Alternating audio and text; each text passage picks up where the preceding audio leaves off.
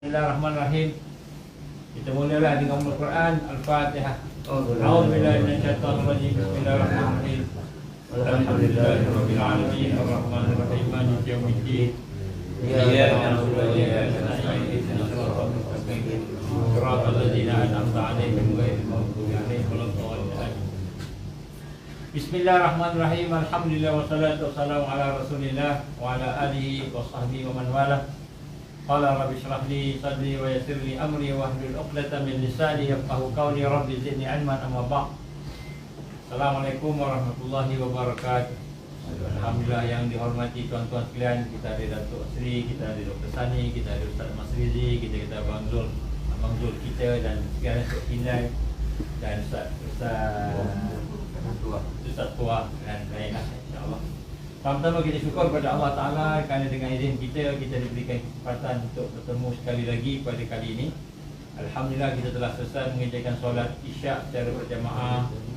Sebelumnya kita baca Yasin bersama-sama, kita berdoa dan kemudian kita solat sunat taubat, sunat hajat. Kita dah buat dah sama-sama.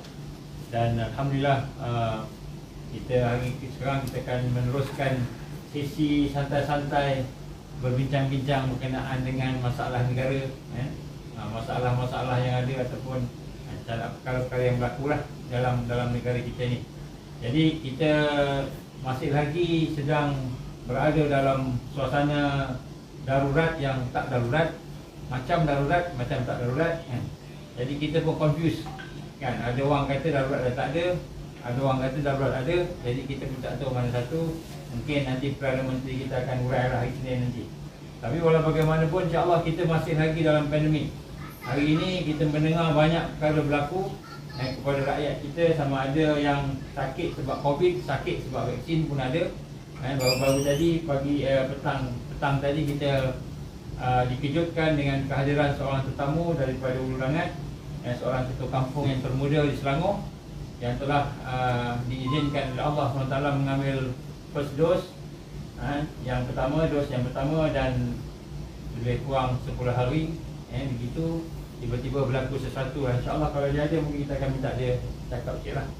Jadi untuk memulakan santai-santai bual kita malam ni, saya berhajatlah kalau boleh kita dapat meminta Cikgu Izham kita yang memang tidak asing lagi lah pada kalangan kita PPIM ni dan juga pada kalangan rakyat Malaysia. Saya rasa kalau nak undi jadi YB pun boleh. Dah kenal kan ni? Mana dia tak ada? Bismillahirrahmanirrahim. Assalamualaikum warahmatullahi wabarakatuh. Jadi insya-Allah pada hari ini kita telah pun bersama-sama berkumpul sekali lagi setelah pertama kali minggu lepas kita berkumpul untuk membaca solat hajat, buat solat hajat, doa. Dan hari ini alhamdulillah kita dapat sama-sama baca Yasin, sama-sama kita solat Maghrib dan Isyak berjamaah.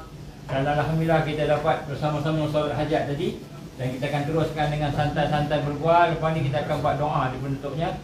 So insya-Allah alhamdulillah daripada doa seminggu kita lebih kurang. Yang lepas macam-macam berlaku, macam-macam bergegar. Ini mungkin barakah doa daripada tuan-tuan puan-puan yang ada di rumah. Kita akan teruskan sampai 40 hari. InsyaAllah doa supaya Malaysia ni selamatlah daripada gangguan-gangguan biological weapon lah, chemical weapon lah, macam-macam weapon. So kita mulakan pada malam ini dengan kita nak minta lah sikit pandangan daripada Cikgu Izham kita, orang yang berpengalaman yang ada di PPIM ni, yang lama daripada on the ground dan juga off the ground, under the ground. Jadi insyaAllah Cikgu, macam mana Cikgu kita lihat hari ini Ketua Pembangkang kita Datuk Seri Anwar Ibrahim kata confused, keliru apa yang berlaku di Malaysia ni. Kejap-kejap darurat, kejap-kejap tak darurat. Kemudian macam-macam kisah-kisahnya sampai terpaksa semua kena swab test, parlimen kena tutup dan sebagainya. Boleh Cikgu bagi pandangan sikit bagi pihak NGO underground apa yang berlaku sebenarnya kat parlimen ni? Silakan Cikgu. Masya Allah, Masya Allah. Assalamualaikum warahmatullahi wabarakatuh. Salam bahagia, salam ceria semua. Terima kasih Dr. Nur Azman. Kita ada bersama Mas Rizi seperti biasa dengan doa yang menggegar jiwa. InsyaAllah ta'ala pada malam ini juga kita nak rasa lagi sentuhan Ustaz Mas Rizi. Gegar tu bagi kuat lagi. Kita ada juga Tuan Asri kat situ. Tuan Asri baru saja interview orang sengit muka sebelah. Cikgu sempat tengok video tu walaupun sekejap, tapi sangat memberi kesan di hati cikgu. Kesian sangat pada sahabat-sahabat kita. Kita juga ada Datuk Asri pun ada, Dr. Sani, Ustaz Tuah pun ada, Panglima segala bagai yang ada kat dulu duk sila kat situ.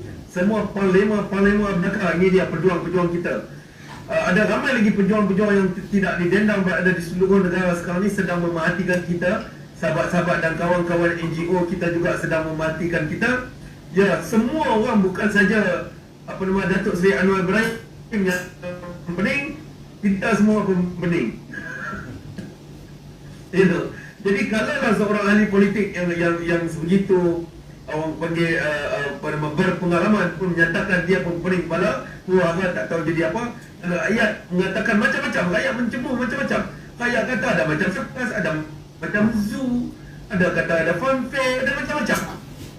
Dan dalam keadaan ketidaktentuan ini, bagaimana di manakah rakyat nak meletakkan kita punya kelegaan hati kita? Rakyat kita tidak pandai berpolitik. Apa yang kerajaan cakap, itu kita terima. Apa info kita cakap, itu kita terima. Apa berita yang ada cakap, kita terima. Apa yang ustaz cakap juga kita terima. Dan hari ini apabila kita dikawal oleh media-media antarabangsa, yang mana maklumat itu datang dengan sebegitu banyak di hujung jari, walaupun kita dekat bantai peluk, tetap kita tengok telefon, boleh membaca apa peristiwa yang sedang berlaku sekarang. Dan boleh juga kita tengok video-video mana PLPL dan panggil-panggil ahli parlimen. Semua orang boleh tengok. Sama ada dia tengok daripada hari kejadian, dia tengok live, atau dia tengok malam tu, ada tengok 2 hari lepas, ada tengok hari ni, atau tengok esok pagi, berita itu akan tetap diterima. Semua rakyat sedang menilai sekarang ke mana arah tuju kita. Ke mana arah tuju kita. Nak kata rakyat susah, rakyat dah memang susah. Rakyat teruk, rakyat dah memang teruk dah. PPM sendiri memberi bantuan setiap hari. Berlori bantuan kita bagi. Bukan duit kita pun, duit rakyat sendiri yang prihatin. Alhamdulillah, syukur. Itu menunjukkan keprihatinan rakyat kepada masalah yang berlaku sekarang. Orang susah hati dan orang juga nak melihat apa tindakan yang kita buat. Apa tindakan yang kita buat. Di pihak kerajaan kita tengok di pihak parlimen hari hari, dia dah siap teks dah apa dia nak cakap. Dia dah boleh menjangkakan apa soalan-soalan peluru-peluru yang akan dia kena. Semua orang dah siap teks. Ramai ahli parlimen play safe. Play safe itu risau. Ramai play safe. Siap teks yang dah ada, silap-silap benda ni pun telah dibentuk. Hang tanya aku, hang bagi bola tangan, aku lipat. Hang bagi bola tangan, aku lipat. Tetapi dalam persoalan-persoalan yang ditimbulkan sendiri, bukan saja oleh rakyat, juga melalui suara-suara rakyat, oleh ahli-ahli parlimen yang bersuara, banyak persoalan yang kita tak jawapan. Sekejap parlimen boleh, sekejap parlimen tak boleh, sekejap darurat, sekejap tak darurat. Cikgu nak tak kata Okey. Cikgu memang, cikgu ni visual. Jadi apa yang cikgu gambarkan di pemikiran semua nak diceritakan dekat mulut sedetail yang boleh. Jadi cikgu go slow and steady. Okey. Jadi dengan rakyat melihat perilaku-perilaku yang ada di parlimen tempoh hari. Ya, ada yang menuduh begini, ada yang menuduh begitu, ada yang menuduh macam-macam. Dalam keadaan kerajaan orang kata bertungkus lumus menjawab persoalan rakyat, kemudian menjawab juga persoalan-persoalan yang nampak dan tak nampak. Dan rakyat masih lagi di pihak rakyat, di pihak pengguna, di pihak rakyat jelata masih lagi menunggu apakah penyelesaiannya. Kalau dikatakan vaksin itu mampu menurunkan kes, tak turun juga, kes naik juga. Kalau dikatakan vaksin itu selamat, ada juga orang yang sengit, ada juga orang yang demam, ada orang juga yang sakit dan sebagainya. Cuma tak rekod je. Kebanyakan itu sampai kepada PPM.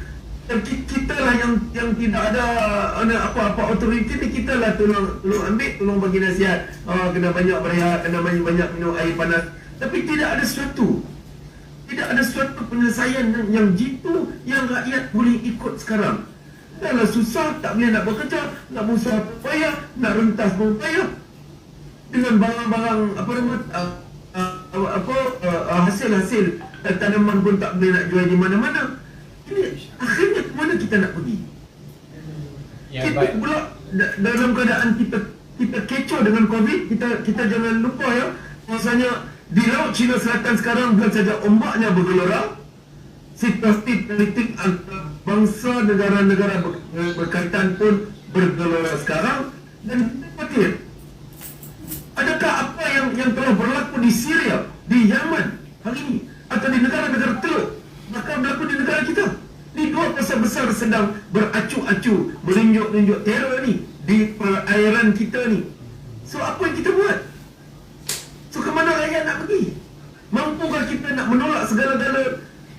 No, kita tak minta. Kalau sesuatu berlaku di Laut Cina Selatan, apa berlaku pada kita? Adakah kita masih dalam keadaan begini? Tak tentu, tak tahu apa nak buat. Dan rakyat tidak pun diberi jalan, diberi cara. Ada pun dalam TV menceritakan tentang plan survival rakyat ni. Ya, betul-betul cikgu. Apa ni, macam mana Abang Asri janggut kita? Apa sepatutnya yang dibincangkan kat Parlimen? Kalau pada pandangan Abang Asri kita lah. Oh, pada pandangan saya, kematangan ahli Parlimen ni kita tengok bukannya tak matang, memang tak matang pun. Memang tak matang. Memang tak matang. Kita tengok sehinggakan dekat Facebook orang kata zoo dah buka. Bukan Parlimen dah buka, zoo dah buka. Kita tengok bertekak sini, bertekak sana, dia tak fokus kepada isu rakyat. Itu yang kita bimbangkan tengok. Ahli-ahli Parlimen kita tengok semakin hari semakin tidak ada kualiti. Perebutan kuasa tak habis-habis. Sehingga kan kita kat bawah ni terabai. Masyarakat terabai. Bisnes-bisnes, pekerjaan, rumah tangga, pelajaran anak-anak, hubungan, semualah terganggu segala-galanya. Ya, betul. Jadi kegusaran rakyat ni masih tak terjawab, masih tidak terpimpin macam kata cikgu tadi. Perkara yang digambarkan oleh Abang Asri janggut kita, patutnya kena fikir dulu rakyat makan apa. Ini fikir nak tutup, nak buka kan. Macam mana Tok Cendah kita? Apa kegusaran rakyat sekarang yang dirasakan patut kita tengok dan kita perhatikan? Silakan Tok. Bismillahirrahmanirrahim. Assalamualaikum semua. Dalam rakyat dalam kesusahan dan kegusaran, kita mengharapkan pemimpin-pemimpin menyelesaikan masalah. Dan kita mengharapkan dibuka Parlimen secepat mungkin untuk merungkai perkara-perkara yang berlaku. Apa yang kita harapkan, nampaknya monyet-monyet yang berada di zoo tu tidak boleh diharapkan lah. Jadi saya mewakili orang-orang kampung. Saya bukan ahli politik, saya bukan pemimpin besar. Jadi saya harap rakyat dibela bukan hanya di kalangan oleh orang-orang politik. Apa sebab orang itu boleh memimpin? Ketua-ketua NGO ramai yang memimpin. Kalau macam itulah pemimpin yang kita harapkan, masalah ni bukan selesai, akan bertambah masalah. Saya lebih tekankan kepada penyatuan rakyat. Dalam keadaan kita tengah susah, kita perlu bersatu. Kita perlu bersatu. Kita tengok masa ni masing-masing bergaduh, yang ada kata pro vaksin, yang ada kata ada anti vaksin. Kita bukan masalah anti vaksin atau pro vaksin. Yang kita nak tahu, kenapa bila vaksin ada, penyakit bertambah banyak, patut bertambah kurang. Kita nak tahu je. Saya pun ambil juga, saya takut juga. Saya pun ambil. Kita nak tahu, patutnya bila ada vaksin itu berkurangan lah. Itu satu. Kedua, dalam keadaan begini, kita mengharapkan pemimpin di Parlimen. Saya rasa lah Parlimen ni kita buat tempat pusat COVID negara. So kita kosongkan Parlimen, kita buat pusat COVID negara di situ. Sebab hospital Selayang dah panggil hospital COVID. Dah tak muat akan dikatil. Jadi tak guna je ada orang ada kat situ, kita tukar je pusat COVID kat situ. Pemimpin kalau tak beramanah, bersifatlah peri kemanusiaan sikit. Tolonglah bersifat peri kemanusiaan. Anda diberi tanggungjawab dan amanah. Pikul tanggungjawab itu. Suatu hari anda akan dipersoalkan oleh Allah Subhanahu Wa Taala. Kita tak ada kuasa, kita boleh cakap ini. Apa yang kita ada? Sekurang-kurangnya kita ada Allah untuk kita sembah. Cukup. Kami tak ada kuasa, tak ada apa. Dengan keupayaan kita ada sedikit. Jadi saya mengharapkan kawan-kawan yang ada kat sini, berdoa je lah kita kepada Allah Taala. Kita berserahlah. Usaha dah. Jadi kita tak tahu beberapa persoalan lah, beberapa perkara tentang penyakit, pandemik. Kita harapkan ahli Parlimen berkumpul, bersidang, menyelesaikan masalah ni. Tapi yang kita harapkan 2-3 hari ni, yang diharapkan lah, kita harap Isnin ni bersambung balik. Kita tengok, kita perhatikan agenda-agenda perebutan kuasa, perebutan kursi beruk ni. Kita tengok macam mana rakyat sedang memerhati. Jadi rakyat sedang memerhati. Terima kasih. Macam mana pandangan Abang Isyamuddin kita? Datuk Isyam, ada Alhamdulillah, macam mana tengok parlimen yang dalam keadaan bergolak ni? Apakah rakyat nampak macam mana ketua-ketua kita ni? Silakan Datuk. Saya sebenarnya tak jadi pemerhati je ni. Tak apa. Sebelum mati. Assalamualaikum warahmatullahi wabarakatuh. Assalamualaikum. Pada saya, komen saya mengenai parlimen ni, ini adalah satu dipanggil krisis perlembagaan, pentafsiran perlembagaan itu sendiri kan. Dilihat dari sudut yang berbeza, sama ada pembatalan ordinan berdarurat ni boleh dibuat oleh kabinet melalui Perdana Menteri untuk menasihati dari Tuan Agong, atau perlu ada satu perbahasan undang-undang, perbahasan mengenai pembatalan ordinan darurat ni. Tapi komen daripada Profesor Dr. Syam Rahayu tu dah memang bagus. Isu dia adalah isu perbahasan, sebab spirit perlembagaan itu ialah untuk ada pembahasan supaya yang Pertuan Agong dan Dewan Ahli Dewan Rakyat dapat membuat keputusan sama ada nak menerus ataupun nak membatalkan ordinan darurat. Cuma dari sudut akhlaknya, memanglah dari sudut akhlaknya memang kita nampak tak berapa memberi contoh yang baik kepada rakyat. Pemimpin-pemimpin ini sepatutnya mempunyai satu contoh teladan yang baik yang boleh dilihat oleh rakyat supaya rakyat boleh mengikuti contoh. Cuma dari sudut akhlaknya. Komen saya dari sudut itu adalah dari sudut perlembagaan, maknanya pentafsirannya. Tapi dilihat daripada spirit perlembagaan, perlu ada pembahasan supaya ahli Dewan Rakyat boleh membuat keputusan, yang di-Pertuan Agong boleh untuk membuat keputusan sebelum berlakunya pembatalan ordinan darurat itu. Ini saya punya komen dari sudut, dari saya melihat dalam perspektif kacamata undang-undang, saya melihat dari perspektif kacamata undang-undang. Baik, alhamdulillah kita Sempurna yang balik pada pengusian majlis. baik, dengar tentang apa ni, parlimen sibuk dengan perlembagaan, dengan apa. Kita dengar satu cerita mungkin daripada Abang Azizi kita tentang apa yang berlaku apabila petang tadi kita dilawati oleh seorang yang telah mengambil vaksin.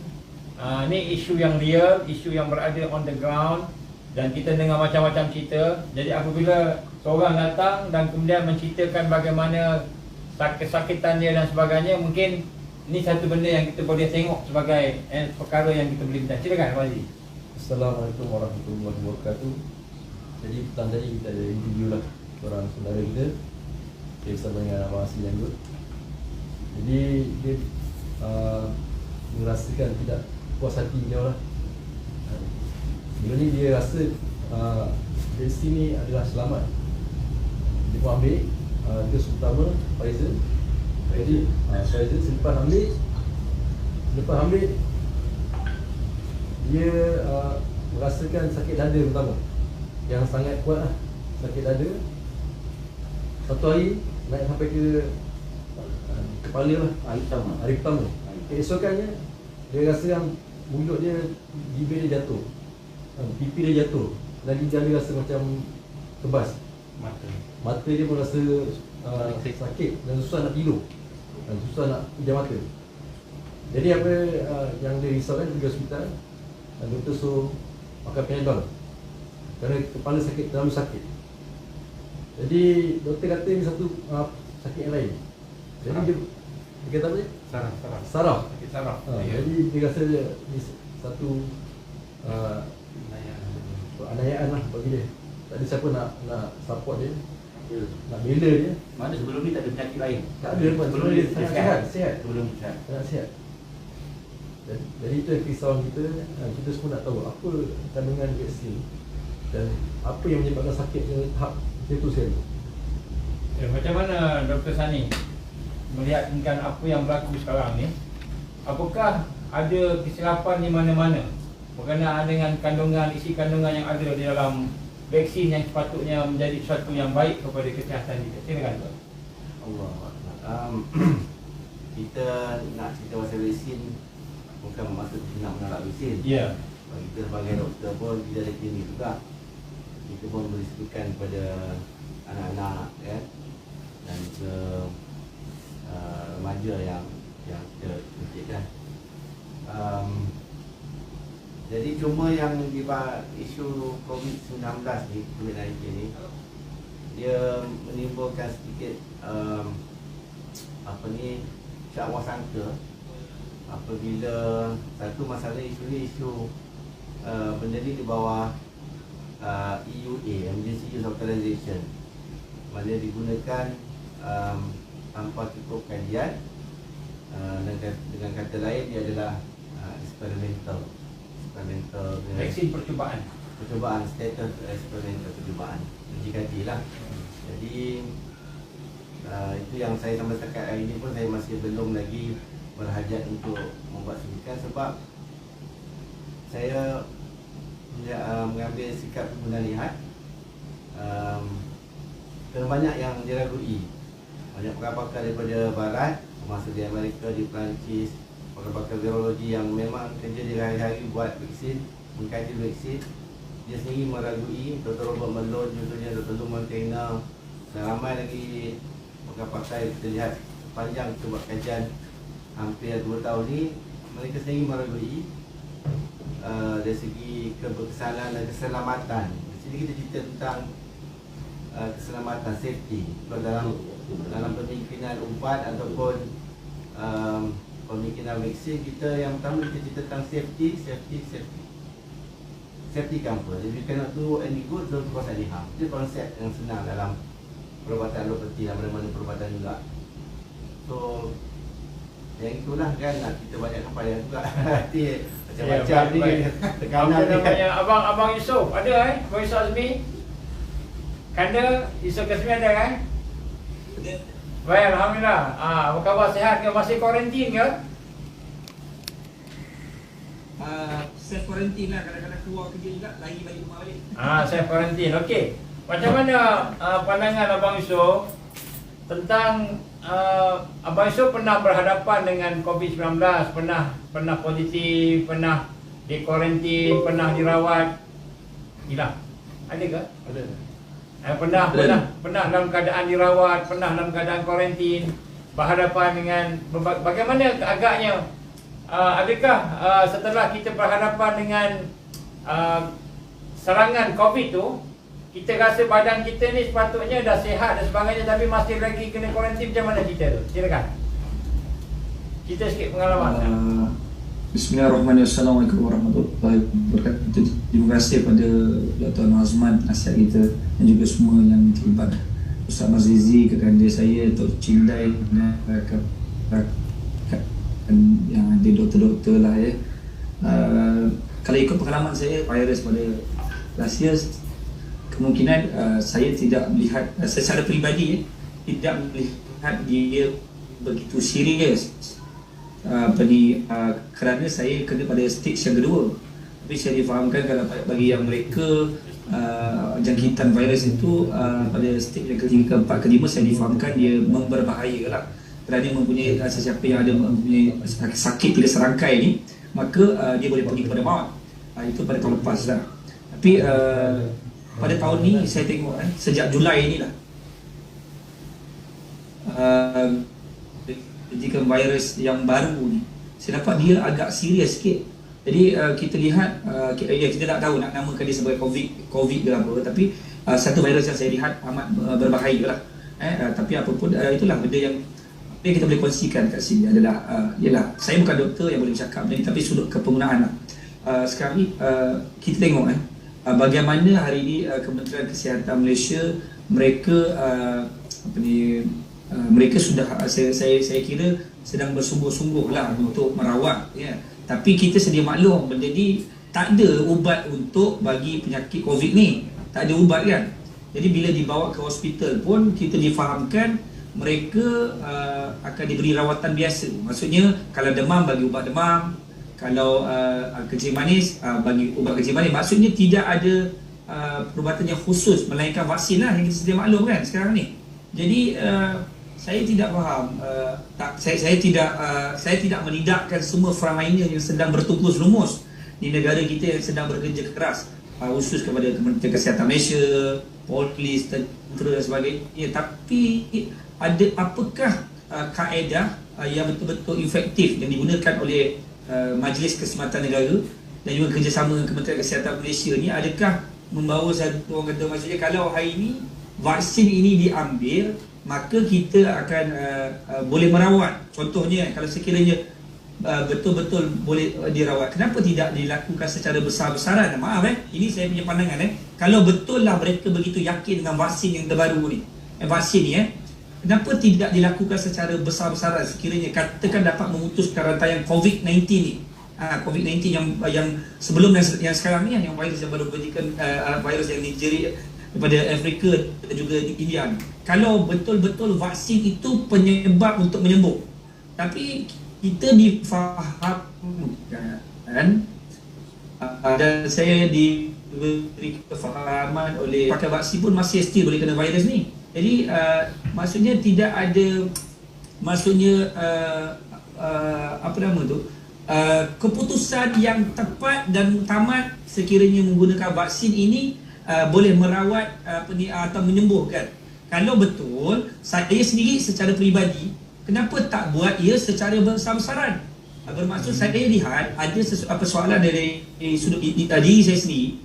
Kalaulah vaksin ini menyebabkan untuk menyembuhkan, sepatutnya Kementerian Kesihatan Malaysia ataupun Perdana Menteri Malaysia kita lah kena bersungguh-sungguh lah buat untuk bagi vaksin pada orang ramai. Tapi kenapa hari ini ia tidak bersungguh-sungguh? Bermaksud mereka masih tertanya-tanya, saya rasa vaksin ni betul ke? Vaksin ni betul-betul boleh merawat ke? Bermaksud dia macam ni saya ambil satu contoh kalau satu-satu ubat, contohnya Panadol, benda tu betul-betul lah kalau kita makan tak ada masalah. Kenapa nak buat secara takut-takut untuk vaksin ni? Maksud saya begitu. Tapi bermaksud apa yang saya cuba sampaikan contoh, kita ambil Panadol.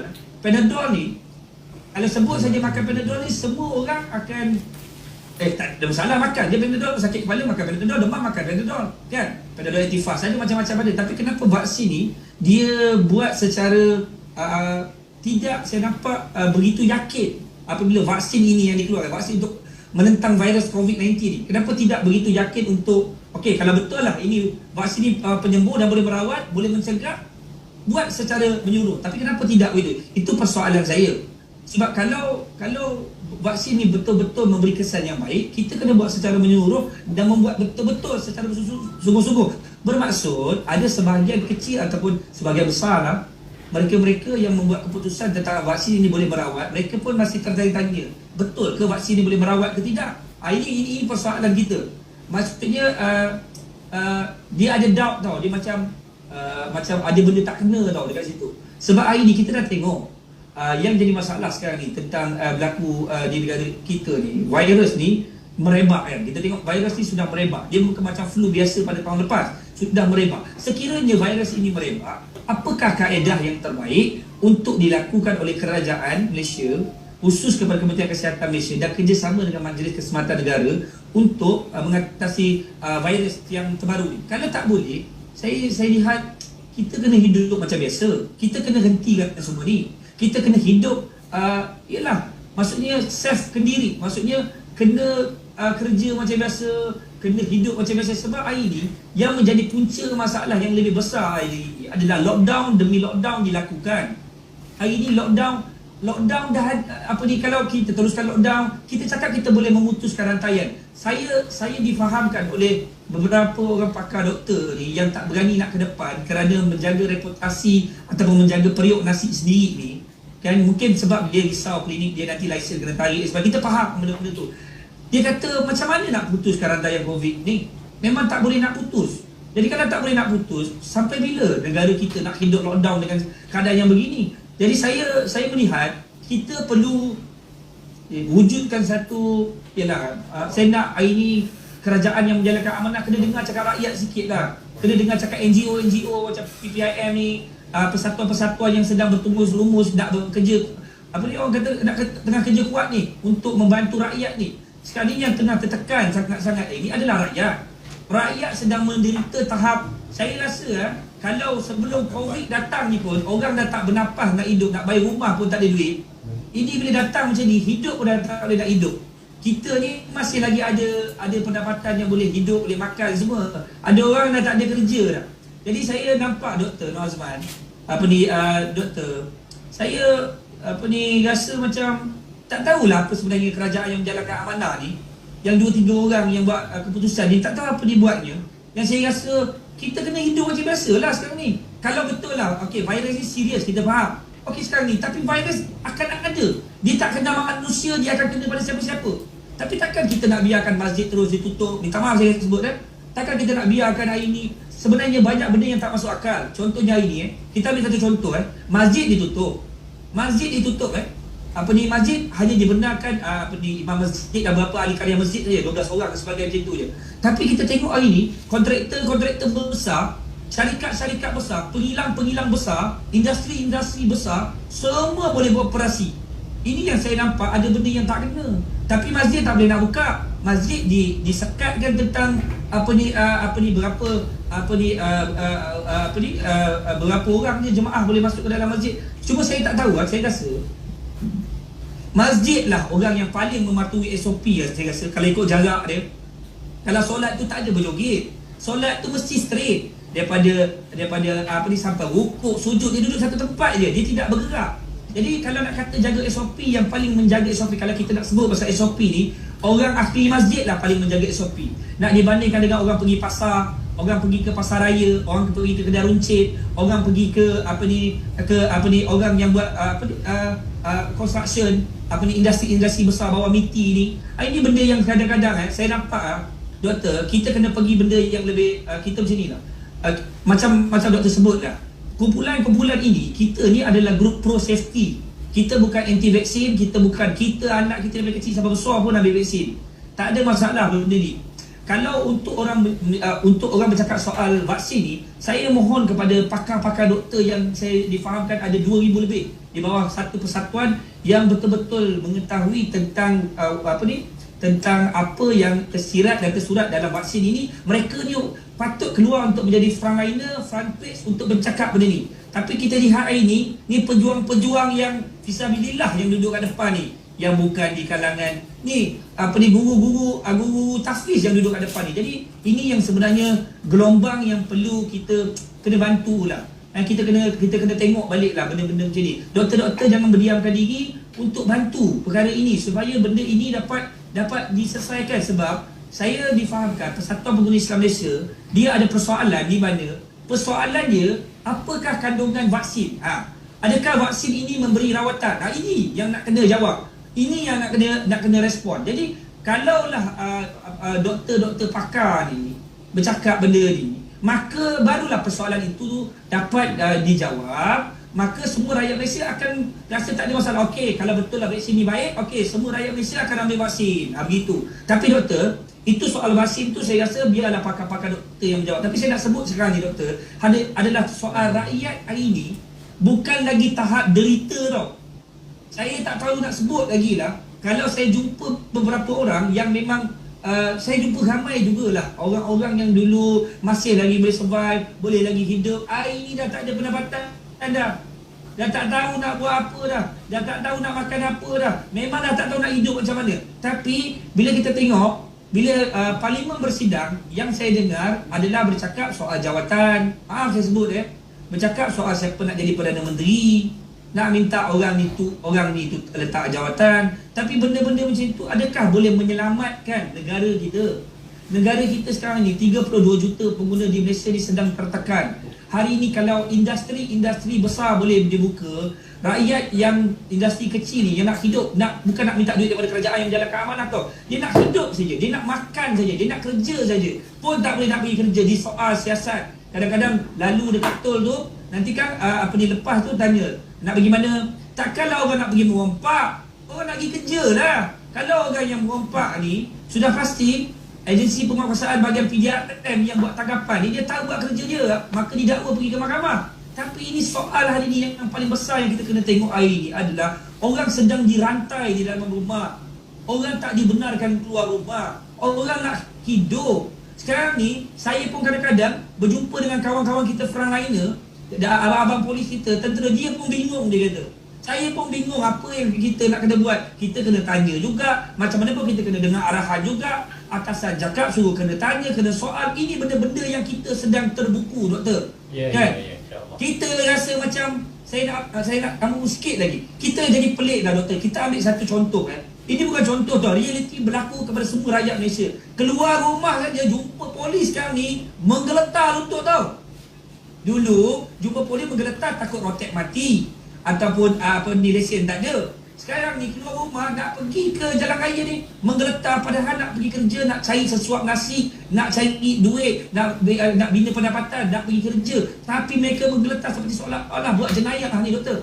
Ini yang terjadi, doktor. Jadi kan, saya ambil satu contoh, orang pergi kan. Cuba bayangkan kan, kita pergi kerja, lepas tu kita disoal. Lepas tu, adakah dia soal nak pergi mana? Contohnya, saya ambil satu contoh, doktor. Nak pergi mana? Sebahagian besar abang-abang polis kita banyak membantu, tapi sebahagian kecil betul-betul ikut SOP ni, betul-betul ikut buku ni. Dia tanya nak pergi mana? Apa ni? Nak pergi kerja, ada surat? Tak ada surat, patah balik. Cuba bayangkan, dia suruh kita patah balik rumah, sedangkan kita ada tujuan dan matlamat nak pergi kerja. Tak pergi kerja, tak ada gaji. Kalau tak ada gaji, macam mana anak dengan isteri nak makan? Sewa rumah tetap kena bayar, tak ada potongan pun. Tuan rumah tak bagi pun potongan kalau yang menyewa ni, tetap kena bayar. Lepas tu cuba bayangkan, bila mereka pertikaikan kita nak pergi mana, kita disuruh pulang ke rumah. Kita kat rumah ni anak merengek-rengek ni, doktor. Saya sebab tu saya cakap lah juga ni, malam ni saya ambil kesempatan.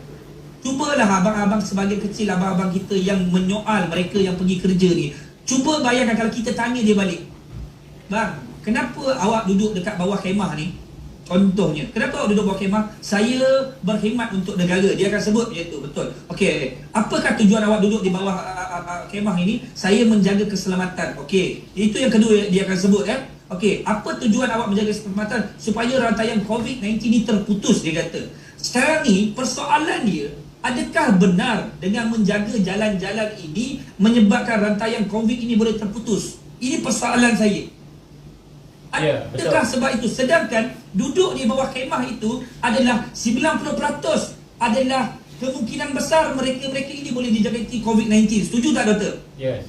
Mereka lebih terdedah kepada COVID-19 ini. Jadi sebab itu, bila mereka tertekan, frontliner tertekan tau, bila dia terpaksa buat kerja yang kadang-kadang dia pun tak faham dengan sistem yang dibuat SOP sekarang ni. Jadi dia tertekan, dia tanya banyak pula kepada orang yang nak pergi kerja.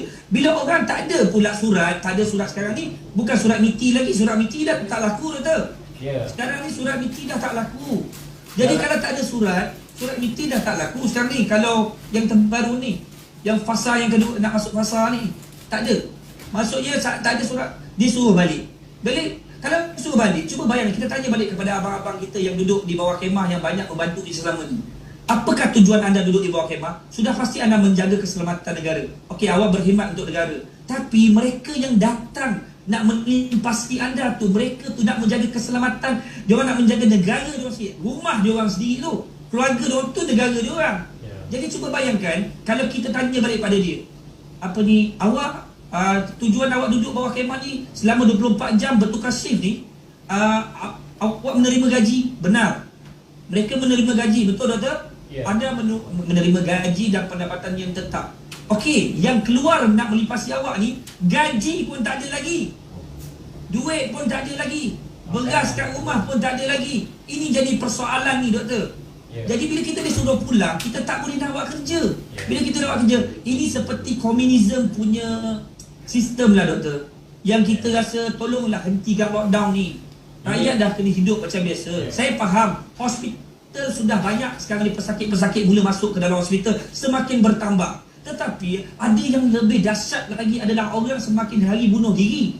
Kerana sudah tak ada lagi jalan hidup nak keluar ni. Dah tak ada jalan hidup. Cuba bayangkan, mereka ini bertanya kita satu persoalan yang di mana, saya nak ulang sekali lagi, persoalan yang sama juga kepada mereka, iaitu apa?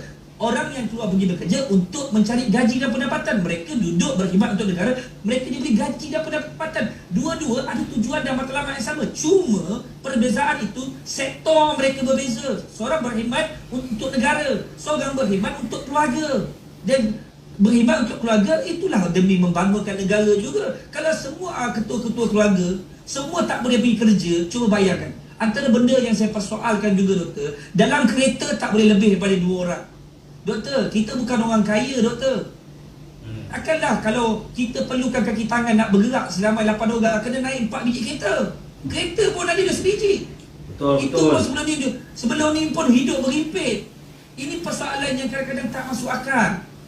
Sebab tu saya kata kena buat sedikit kajian dan minta bawalah PPIM ni dan rakan-rakan yang berjuang ni, Ustaz Mazrizi daripada Pembela semua ni, Tok Cindai semua ni, bawalah ambil perbincangan, dengarlah kata-kata rakyat. Ini adalah suara-suara rakyat dia orang ni, pejuang-pejuang rakyat. Dengarkan apa yang mereka sampaikan daripada underground, daripada ground ni. Sebab sekarang ni sebahagian kecil yang duduk 2-3 orang buat keputusan ni dah selesa. Kadang-kadang saya jadi sakit hati buat dekat dalam Twitter satu caption pegang rabbit masuk kat dalam topi. Apa benda ni? Ini apa benda? Kadang-kadang saya jadi macam tak faham. Yang sebelum ni keluarkan tentang gambar part of people. Orang-orang dipanggil untuk ikut orang yang tiup suruling ni. Ini benda-benda dah jadi macam gambar budak-budak tau. Tapi budak-budak ke punya. So, kita tengok apa yang berlaku di Parlimen. Saya menggambarkan pemikiran yang ada pada pemimpin kita. Pemikiran dia apa? Dia tak nampak rakyat. Saya semalam tersentuh, seorang kawan hantar satu video pendek, 2-3 minit je. Assalamualaikum, si A, saya sebut nama lah, si A yang kita cari dah dijumpai, lengkap dengan kasutnya, lengkap dengan pakaiannya, tergantung dekat pokok. Ni orang kampung. Orang kampung pun bunuh diri. Yang patutnya dia boleh makan, dia boleh bertani, dia boleh bersawah, pun bunuh diri. Ni tekanan-tekanan yang berlaku. Tapi apa yang dibincangkan di Parlimen? Siapa nak jadi Perdana Menteri? Apa yang kamu buat? Siapa nak lompat parti mana? Jadi kita lihat, kalau dari sudut kera-kera yang digambar Tok Cindai, dia memang betul. Mereka tak fikirkan macam rakyat. Sebab dia dah selesa dah, gaji RM10,000, allowance RM10,000. Dia ada dia punya sendiri, dia punya orang-orang dia yang akan bukakan pintu kereta dia, yang akan bawa dia pergi mana dia duduk. Belanja pun ke hotel-hotel. Ini yang rakyat marah. Dan ini yang kita nampak. Macam tadi abang tadi datang kadang mulut dia tak sengit dah. Dia tak tahu nak buat apa. Dia ketua kampung. Ketua kampung yang paling muda di Selangor. Dan dia merasai dikhianati. Dia pergi ke hospital nak dapat rawatan, doktor bagi Panadol. Ini buat saraf, kamu besok latih bagi mulut elok balik. Itu je. Sikit pun tak sebut pasal pampasan ke, tuntutan ke sebagainya. Saya tanya Abang Zul, KJ ada sebut di Parlimen bahawa sesungguhnya apa yang kita sedang buat ni adalah trial peringkat 1, trial peringkat 2. Maknanya masih lagi di peringkat percubaan. Tapi kenapa perkara ini seolah-olah inilah solution, inilah penyelesaian yang muktamad. Macam mana pandangan Abang Zul kita? Assalamualaikum warahmatullahi. Inilah saya pun dengar juga perbincangan di Parlimen tu, Doktor Kementerian tu pun agak membaba. Dia beritahu yang vaksin yang kita ambil ni sedang dalam trial. Trial pertama bulan 4 belum mula. Dan sekarang ni kita di trial yang kedua, belum habis lagi. Selalunya trial kita ambil 5,000 orang, bukan 15 juta orang. Kalau 15 juta maknanya result patut dah ada. Itulah saya pun nak tanya MPRA. Ikut undang-undang MPRA yang saya baca lah kan, kena ada 3 trial atas manusia baru boleh dipakai. Tapi nampaknya Dr. Noor Hisham bercakap ini trial kedua. Mana kerajaan pun tak tahu lagi bagus ke tidak kan. Dan kita lihat kesan daripada vaksinasi ni, kalau kita ingat kita mula vaksinasi sebelum kita mula bulan Februari itu, kita punya kes bawah 1,000. Dan sekarang kita dah cucuk dalam 15 juta orang. Patutnya kalau efektif lah vaksin ni, result patut turun. Paling kurang turun sikit lah. Tapi terbalik, naik pula kan. Cucuk naik, penyakit pun naik. Sepatutnya kalau kita belajar graf, nak cucuk dah naik, penyakit turun, baru efektif. Jadi barulah kita faham, rupanya trial pun tak habis. Dan trial yang ketiga dikatakan akan dibuat bulan November. Ini cakap dalam Parlimen ni, bulan November. Lepas tu nak diswastakan pula pada kerajaan China, kan? Saya dengar Dr. Noor Hisham, ada orang tanya dalam satu video lah, betul tidak video tu, orang tu tanya, wahai Dr. Hisham, Sinovac saya dengar telah dites di China atas monyet dan didapati berjaya. Dr. Hisham kata betul. Bagaimana tes kedua, kan? Maka Dr. Hisham kata kita tengah buat tes kedua ni. Di China buat atas monyet, di Malaysia buat atas manusia. Kalau try tu dibuat 5,000 orang, tunggu result boleh tahan juga. Ini dicucuknya, suruh orang semua cucuk. Sekarang dah 15 juta orang cucuk. Kalau lah vaksin ini ada racun, apa akan jadi dengan rakyat Malaysia? Sekarang pun kita dengar banyak orang cucuk, tumbang. Tutup, tumbang, kan? Dan kita kena minta kerajaan siasat lah. Apa pasal orang cucuk seminggu padam, kan? Siapa salah? Orang tu salah ke vaksin salah? Ataupun jarum tu yang salah? Kita pun pening. Rakyat sekarang tuan-tuan dalam tertekan. Nak ambil ke tak nak ambil? Bila nak ambil, kawan sebelah padam, kan? Dalam kampung 2-3 orang padam. Jadi dia nak buat keputusan pun tak tahu. Dan kerajaan pun tak membantu mereka. Tapi yang mengikut yang saya tahu, Duli Yang Maha Mulia Agong beritahu kita dalam satu titah, rakyat ni diberi pilihan. Nak berubat untuk diri sendiri, dia boleh ambil vaksin pun boleh. Dia nak ambil ubat pun boleh. Dia nak pakai habatus sauda ke pun boleh. Tapi nampaknya kerajaan kita macam tekan, kena ambil vaksin saja. Memaksa. Kenapa ini berlaku? Dan kita ni negara demokrasi. Dalam negara demokrasi kita ada hak bercakap. Saya bercakap ni ada hak dalam demokrasi. Lepas tu saya ada hak memilih, kan? Jadi vaksin dengan ubat, ada ubat ivermectin ke, habatus sauda ke, saya tak nak ambil ubat, itu suka hati saya, badan saya.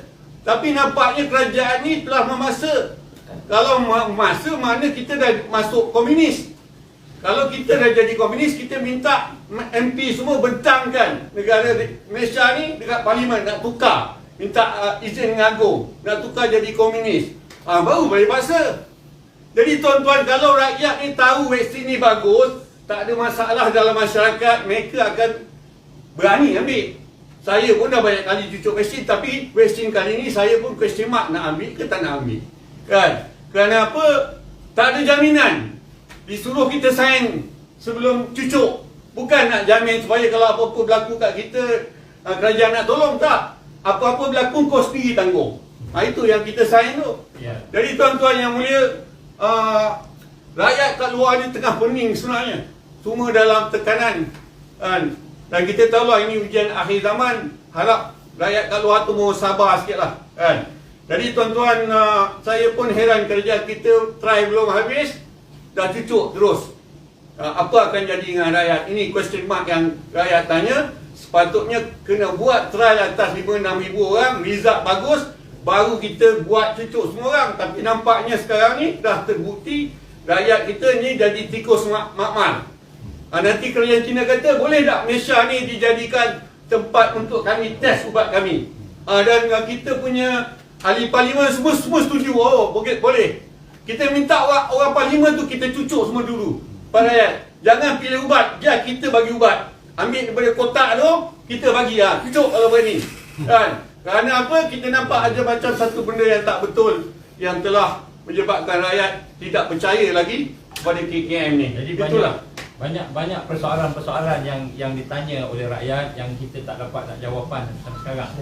Contohnya masalah trial, masalah percubaan, masalah dari sudut pampasan, tuntutan dan sebagainya. Dan satu masalah yang besar juga yang sedang dihadapi oleh rakyat yang kita dapat ialah apabila kan pihak kementerian kata vaksin ni optional. Tak perlu ambil. Kami bukan nak suruh kamu jadi tikus. Kami bukan nak suruh kamu jadi monyet. Tapi kami nak suruh siapa yang berminat, boleh berminat. Boleh, itu habis. Jadi sini mungkin kalau boleh kita dapat sedikit respon lah daripada Abang Kabul kita. Abang Kabul kita ni di bahagian media ni. bagaimana pandangan di peringkat kementerian kata tak wajib, tapi di peringkat guru-guru, di peringkat kilang wajib. Macam mana? Silakan. Okey, Assalamualaikum warahmatullahi wabarakatuh. Alhamdulillah, nama saya Kabul. Okey, saya punya pandangan senang saja. Bagi saya adalah kerajaan macam kerja cakap kan. Kerja kata apa? Tak ada paksaan. Maksudnya kerajaan tak buat mandatory lah. Maksudnya tak wajib untuk ambil. Tetapi bila kita pergi kerja, office nak kena ambil vaksin, majikan nak kena ambil vaksin. So bila kita pergi masuk shopping komplek, kena ambil vaksin. Peraturan kata kena ambil vaksin. Yang terbaru masjid. Masjid kena ambil vaksin. So sebenarnya siapa yang tak betul ni? Kau cakap tak paksa. Okey, fine, tak apa, kita faham. Tapi pada masa sama, tempat-tempat yang nak pergi ni semua wajib ambil vaksin. So bila tak ambil vaksin tak boleh. So itu wajib je lah. So bagi saya benda ni macam kata abang tadi, kita demokrasi, kita ada pilihan. Dia suka hati aku lah, aku tak nak ambil vaksin. Ini hak aku. Aku punya negara. Aku tak nak ambil, aku tak nak ambil lah. Tapi kenapa kena paksa kita ambil? Okey, bercakap pasal tak nak ambil vaksin, tuan-tuan yang mendengar ni, saya nak bagi tahu terus terang. Saya bukan anti vaksin. Sebab kata Tok, saya bukan anti vaksin. Anak saya ambil vaksin. Semua kita ambil vaksin pada kecil, tak ada masalah. Tapi soalan dia, vaksin yang kita nak ambil ni tak pasti lagi. So mana boleh paksa-paksa? Ini bukan asal nak paksa-paksa kita pula. Apalah aku nak paksa-paksa aku pula. So kenapa kau kena paksa kita untuk ambil vaksin ni? So kerja kena jelas. Kalau kerajaan kata tak paksa, so pastikan semua agensi kerajaan, semua hospital, semua shopping kompleks, semua kilang-kilang tak wajibkan. So bila sekarang nak interview tanya, ada vaksin tak ada vaksin? Mana boleh macam tu? So dah kira wajib lah. So sebenarnya apa sebenarnya tu mereka sedang plan. Saya bukan nak cerita pasal teori konspirasi ke, bukan. Tapi bagi saya ini satu benda yang sangat besar. Saya nak cerita sikit Dr. Nazman. Saya ada cakap dengan few kawan. Dia cakap, kau tak ambil vaksin ni tak menunjukkan kau akan kena COVID. Dia kata vaksin ni bukan satu kebal. Saya faham. Saya sangat faham. So dia kata, kenapa kau tak ambil? Kau ambil je, aku tak risau. Nanti anak-anak kau kena COVID macam mana? Kata kau kena COVID, kau tak ambil vaksin, so kau balik ke jumpa anak. Lepas tu saya tanya dia, kau ambil vaksin kan? Ambil. Kalau kau kena COVID, apa jadi kat kau? Kau positif lah. Tapi kau balik rumah, kau jumpa anak kan? Kau dah ada COVID ni? Kena tak anak? Kena juga. So apa beza tak ambil dengan ambil vaksin? Tuan-tuan cakap dengan saya, apa beza ambil dengan tak ambil vaksin? Saya ambil vaksin. Kita dua ambil vaksin. Kita balik jumpa anak. Kita tak kena COVID. Tapi kita dah ada COVID dah ni. Nombor 9.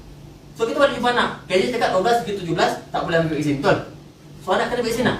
Kena COVID tak? Kena juga. So sebenarnya ambil vaksin, tak ambil vaksin, sama je. Tetap kena COVID. Soalan dia, kenapa kena ambil vaksin? Saya bukan anti vaksin. Bagi saya, ni nak meniaga. Ada agenda yang mereka tengah buat sesuatu yang kita kadang-kadang, maaf cakap lah Haji saya suka cakap benda ni kat ramai kawan-kawan. Mereka ada agenda mereka. Apa persoalan ni? Kita orang Islam, apa menteri agama buat? Apa orang Islam buat? Dan apa yang kita buat adalah kita buat ikut agenda mereka. Ini masalah. Sepatutnya apa yang kita buat orang Islam, orang alim kita ni, orang-orang alim kita, orang berilmu kita, duduk segapan, kita fikir, okey, di mereka nak bawa kita ke sini. Tak boleh semayang. Tak boleh jumpa orang tua. Nabi Salam bagi tahu apa? Ustaz beritahu lah, masuk Nabi Salam pergi Madinah, bagi salam, buat masjid, bagi salam, bagi makan, bangun malam, sibar satu rahim, masuk syurga Allah. Bangun malam, sedangkan perasan tak itu masa bulan Ramadan. Dalam Qadar, tiba-tiba dia tak bagi pergi masjid. Dia buat sekatan. Sebenarnya dia tak nak bagi orang bangun malam pergi masjid. Tapi kadang bila saya cakap benda ni, orang cakap kau ni gila, kau pandang buruk. Bukan pandang buruk. Kau boleh salam, betul lah. Kau boleh pergi masjid, betul lah. Kau boleh jumpa orang tua. Sedangkan macam saya tak tahu lah yang mendengar ni, saya tak tahu. Kalau kita balik kampung, macam abang balik kampung, orang tua cakap apa? Bang, semayang bang. Bang, semayang walaupun kita dah tua macam ni. Mak ayah kita ingatkan kita, hair, semayang hair, bul, semayang bul. Tapi sekarang kita tak boleh balik kampung. So kita tak dengar kata-kata orang alim tu. Sedangkan orang tua kita ni orang alim. So sebenarnya pergerakan dia ni, dia nak jauhkan kita pada ibu bapa kita, daripada kata-kata orang tua kita. Dan benda ni terbukti. Dan saya sangat yakin. Perasan tak itu video viral yang satu budak, dia panggil Muhyiddin Yassin apa? Muhyiddin Yassin. Maaf cakap lah, mana ada? Saya tengok ada. Bayang itu budak zaman sekarang, apa akan jadi pada anak cucu cicit kita lepas 10 tahun. Tak salam dah. Kalau kita salam orang tua, kita salam cium tangan. Tapi sebab tak boleh salam, tidak apa nak salam. Tak boleh salam. Lepas 10 tahun anak-anak kita akan jadi apa? Bagi kita apa? Bagi kita nama bukan bagi bapak. Bagi orang tua kita apa? Bukan salam kot tu apa? Dah diajar macam tu. Ini dia nak, bukan norma baru ni, dia nak ajar kita lupa pada orang tua, lupa pada orang alim, jauh lagi pada agama. Itu pandangan saya. Dan bercakap pasal paksaan tadi, bagi saya Toki, PPIM dan persatuan yang ada kena buat sesuatu. Memang dia kata tak ada paksaan, tapi kena pastikan di mana-mana kementerian, di mana-mana pejabat tempat yang kita nak pergi, jangan letak paksa juga. Sebab bagi saya sangat tak adil. Sebab duit kita kan, kita nak pergi mana? Kita bukan pakai duit dia. Okay, itu saja tuan. Assalamualaikum. Jadi berkenaan dengan paksaan ni, kita mendapat aduan daripada ramai, sama ada kaki tangan kerajaan ataupun daripada polis sendiri, tentera sendiri, daripada frontliner minta soalan, tanya apakah kami ini boleh dipaksa dan sebagainya. Jadi sekarang ni satu persoalan yang besar berkenaan dengan isu paksaan dan isu yang lain. Baik, sekarang ni mungkin kita kata terlalu banyak persoalan-persoalan, maka kita telah pun mencadangkan sebenarnya untuk kita mengadakan satu gabungan yang lebih besar. Satu gabungan yang lebih besar, insya-Allah hari Isnin nanti kita akan sama-sama melancarkannya, yang terdiri daripada gabungan NGO. Kalau dulu mungkin apa-apa PPIM, kesian letih orang PPIM. Sekarang ni alhamdulillah dengan keadaan apabila parlimen bergegar parlimen dalam keadaan bergegar kosong, tak ada apa-apa, maka NGO terpaksa gegar parlimen dengan isi. Jadi insya-Allah kita telah berpakat dengan NGO yang ada, alhamdulillah, daripada golongan orang Melayu kita, orang Cina, orang India dan juga daripada orang yang lain-lain yang ada di Malaysia ni, yang international. Dan insya-Allah kita akan ada satu pelancaran dan kita harap seluruh rakyat Malaysia bersama. Bukan kita ada kepentingan apa pun, bukan nak dapat duit ke nak apa-apa ke. Macam kata Abang Yusof tadi kan, nak pergi kerja pun tak boleh. Macam disebut oleh Abang Datuk Isham tadi kan, isu-isu yang dibincang semua isu atas angin. Dari mana sini kita sebut, insya-Allah mudah-mudahan tuan-tuan dan puan kita akan gerakkan satu, insya-Allah dalam minggu depan, untuk sama-sama kita isi semula, kita gerak semula. Satu gerakan yang mungkin akan kita minta supaya pihak kerajaan menjunjung perintah Yang di-Pertuan Agong dan Majlis Raja-Raja supaya melakukan audit kepada apa yang berlaku. Kita rakyat berhajat supaya semua persoalan-persoalan ini dijawab, dan bukan saja dijawab, mereka mesti memberikan penyelesaian yang lebih baik. Yang lebih baik daripada apa yang ada sekarang ni setakat kan, buat apa berpusing benda yang sama. Dan inilah perkara yang kita hajatkan, insya-Allah, sehingga akan terbinanya satu tuntutan Suruhanjaya RCI yang akan insya-Allah kita bawa kepada Yang di-Pertuan Agong dan Majlis Raja-Raja. Ini adalah rakyat sendiri yang nak mahukan bebaskan kita punya ekonomi, bebaskan agama kita semula. Sedih kita apabila orang sembahyang Jumaat, sembahyang raya pakai baju merah, oranye, macam penjenayah diikat. Orang sembahyang diikat, orang sembahyang dipenjarakan. Jadi kita lihat terbaliklah. Saya tak pernah nampak orang macam ini kecuali kat Israel je. Dekat tempat Yahudi je. Jadi ini dah berlaku tempat kita. Ya, sebab itu insya-Allah mudah-mudahan majlis pada malam ini kita akan dapat membuka sedikit minda kita. Saya menyeru kepada seluruh rakyat Malaysia, tak kira bangsa, agama, tak kira di mana kita berada, tingkat mana darjat kita, mari sama-sama kita menyuarakan suara rakyat ini supaya persoalan-persoalan yang ditanya, yang disebut tadi dapat dijawab. Bukan dijawab dengan alasan, dijawab dengan penyelesaian. Sehingga kan kita akan ada RCI yang akan audit semula apa yang telah dibuat oleh kerajaan sebelum ni, sehingga kita dipaksakan benda yang masih lagi dalam percubaan, sehingga ada di kalangan rakyat kita yang bunuh diri. Saya amat tersentuh bunuh diri ni. Kawan yang saya kenal ni pergi kampung, cari dia hilang, tengok-tengok tergantung dekat pokok. Ini kita rasa keterlaluan. Macam mana digambarkan oleh Abang Yusof tadi kan, rakyat pergi keluar rumah nak cari sesuap nasi, nak cari air susu untuk anak dia minum.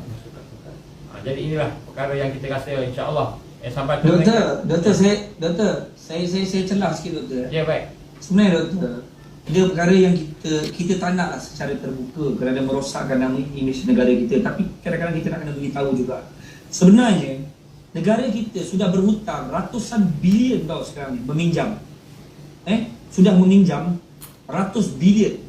Jadi kalau kita lihat sekarang ni, kemungkinan besar lah kerajaan kita, negara kita ni, milik rakyat Malaysia 32 juta Malaysia, 32 juta pengguna ni akan bankrupt tau. Kalau sekiranya sektor ekonomi ni tidak dibuka semula, orang tak boleh nak keluar balik, orang tak boleh nak kerja balik, ini yang akan jadi masalah. Sebahagian kecil dalam kepimpinan dalam kerajaan yang menjalankan amanah ni, yang pemimpin-pemimpin dalam sebahagian menteri ni, dia orang tak payah risau doktor. Saya minta maaf saya cakap, dia orang dah ada simpanan. Simpanan dia orang bukan macam kita doktor. Kita simpanan pun dalam bank pun belum tentu ada 10,000 pun. Kalau ada pun kawan nak minta pinjam pun kita bagi je doktor, dalam keadaan ekonomi sekarang macam ni. Tapi sekarang ni saya tak tahulah golongan yang buat penentuan keputusan dalam kabinet ni adakah golongan elit yang kadang-kadang sampai tak nampak nadi-nadi rakyat yang menderita ni. Kadang-kadang kita nak bercakap dengan diorang ni macam seolah-olah kita berkokok kat bawah ni, diorang dekat atas pun tak faham kita cakap apa. Mungkinlah, janganlah pandang rendah sangat dengan kita rakyat ni. Tanpa kita, siapalah kerajaan yang menjalankan amanah tu. Tanpa kita, siapalah yang akan mengundi. Tanpa kita, tak ada pun wujudnya kabinet tu. Tanpa kita, tak adanya tu wujudnya Raja-Raja Melayu. Jadi sebab tu kita perlukan sokongan yang di Pertuan Agong, Raja-Raja Melayu, bantulah. Buatlah teguran kepada kabinet ni. Kadang-kadang kita tak faham ni apa berlaku dekat dalam parlimen, apa berlaku dekat dalam kabinet, yang kadang-kadang kita rasa beberapa orang je yang boleh buat keputusan. Boleh tengok berapa-berapa orang je, 3-4 orang. Saya ingat lebih kurang 5 orang je yang kita tak boleh sebut nama dah, semua orang dah tahu siapa. Jadi sekarang ni, semua ni kat bawah ni, hierarki ni, semua kena dengar cakap. Tak dengar cakap nanti diambil tindakan undang-undang. Tak dengar cakap dibuang kerja. Dan mereka ada ikrar taat setia. Bila berkhidmat untuk negara ni, tak boleh bocorkan segala rahsia-rahsia kerajaan yang menjalankan amanah ni. Tak boleh bocorkan rahsia kerajaan. Tapi macam mana ni?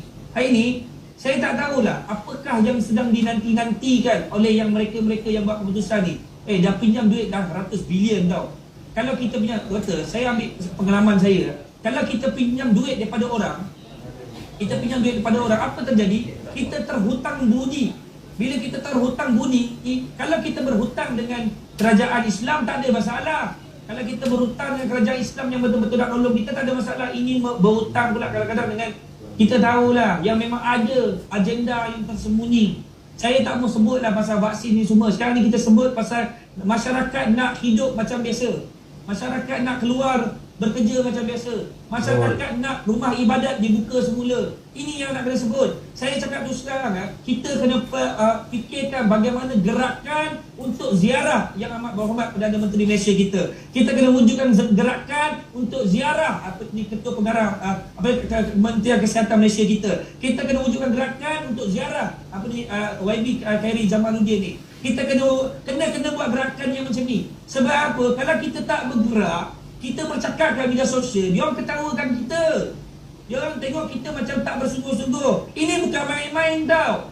Kalau dah berhutang ratusan bilion, negara kita aset berapa saja.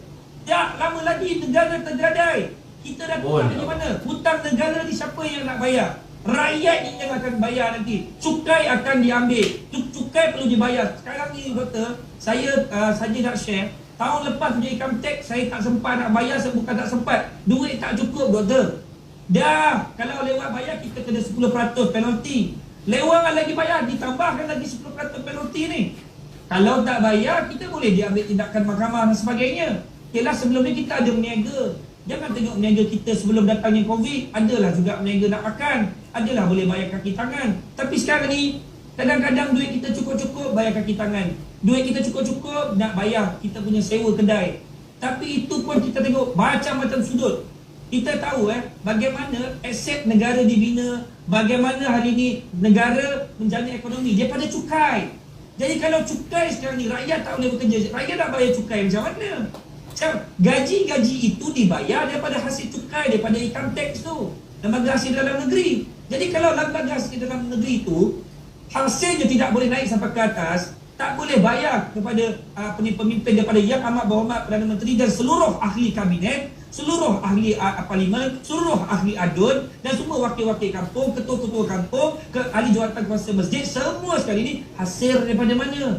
Sebab itu saya nak sebut hari ini, kalau tidak dibuka sektor ekonomi ini, maka kita akan makin menderita. Lepas tu saya nak sebut sedikit, kita ni dalam keadaan menderita, kita bukan kena jauh dengan Allah, kita kena dekat dengan Allah. Kita pula pergi tutup masjid. Bila kita tutup masjid, kita bukan dekat dengan Allah, kita jauh dari Allah, kita melarikan diri daripada Allah. Allah jadi bingung tengok kita sebenarnya. Allah tanya dia, ni pelik betul dia kata. Oh, kau tengah susah, engkau sedang ada virus yang besar di seluruh dunia. Lepas tu engkau tutup rumah ibadat aku, yang di mana engkau kena meminta doa kepada aku, engkau kena hajat kepada aku, engkau kena mohon kepada aku, engkau tutup rumah aku, sedangkan aku pencipta kepada kamu. Ini yang kadang-kadang saya nak bagi tahu, doktor. Janganlah rujuk kepada ulama yang ada kepentingan. Rujuklah kepada ulama yang tiada kepentingan. Ulama mastur, ulama yang tak ada kepentingan langsung dalam jabatan. Ini yang nak kena bawa. Hari ini saya menyeru kepada seluruh rakyat Malaysia, mulalah kita bergerak selari bersama-sama. Okey, kalau kita lihat hari ini PPIM menjadi induk untuk kita bersama, kita akan duduk di belakang dan bersama-sama. Tujuannya bukan nak mencari populariti apa, nak cari populariti apa. Orang yang hentam pasal benda ni memang kena hentam balik je. Kalau boleh kita boleh didakwa, boleh ditangkap macam-macam lagi ni. Ini membahayakan nyawa. Ini kita lawan satu agenda besar. Sebab tu saya nak kena sebut dekat sini, kita ni dah banyak lari daripada Allah. Saya ni jahil, saya ni bukan ahli Quran, bukan ahli hadis. Saya pun ikut orang soleh, pergi belajar dengan orang soleh, duduk jadi khidmat pada orang soleh. Orang soleh sebut, dia kata peliklah negara kita. Semakin kita menderita, semakin kita lari daripada Allah. Semakin kita menderita, kita jauh daripada Allah. Semakin kita menderita, lagi kita tak rujuk kepada orang-orang yang patut kita rujuk di kalangan orang soleh. Ini macam mana kita nak kembalikan balik keamanan, nak mengembalikan balik orang kata, nak memulihkan keadaan negara kita ni, kena rujuk kepada Sang Pencipta.